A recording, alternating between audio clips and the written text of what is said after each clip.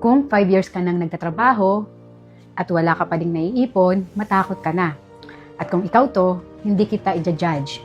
Pero sasabihin ko sa'yo, ang isang bagay na bihirang sabihin ng mga tao. Matakot ka na. Hindi dahil masama kang tao. At hindi dahil wala kang kakayahan. Kundi dahil may pattern na nangyayari sa buhay mo na dapat mo nang makita. Kasi kung 5 years na ang lumipas at pareho pa rin ang sitwasyon mo, ibig sabihin nito, may system sa buhay mo na hindi gumagana at hindi ito tungkol sa laki ng sweldo. Bakit? Kasi may mga taong 20,000 lang ang sweldo pero may naiipon. At may mga tao naman na 60,000 minsan ang sweldo. Pero bakit ganun?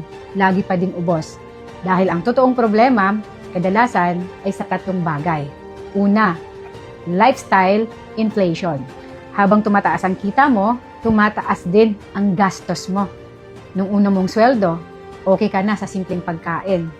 Ngayon, normal na sa'yo ang mag-Grab, mag-milk tea, mag-shopping, ayan, mga online, subscription, at hindi mo namamalayan, yung bawat maliit na gastos araw-araw, nagiging malaking butas sa pera mo.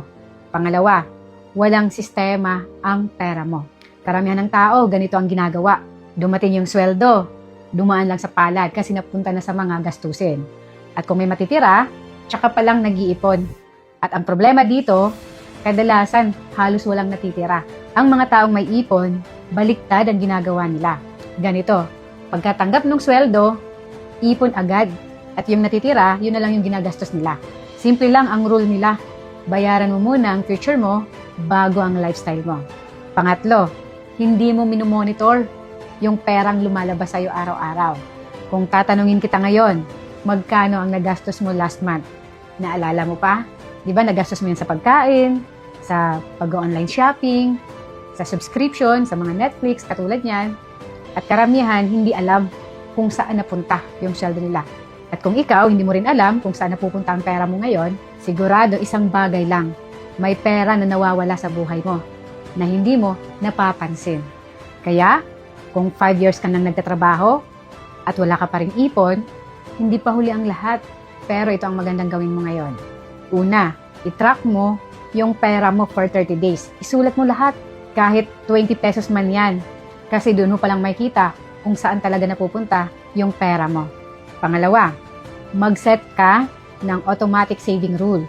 So, kahit 10% lang ng sweldo mo, ilaan mo na. Katulad dito, pagpasok ng sweldo mo, ilipat mo na siya kaagad. Para syempre, hindi mo na siya magagastos. Pangatlo, tanungin mo yung sarili mo ng isang tanong. Kung magpapatuloy ang ginagawa mo ngayon, nasaan ka 5 years from now? Mas okay ba ang buhay mo o pareho pa rin? Minsan, hindi natin actually kailangan ng motivation. Ang kailangan natin ay awareness. Kasi minsan, hindi ka kulang sa sipag.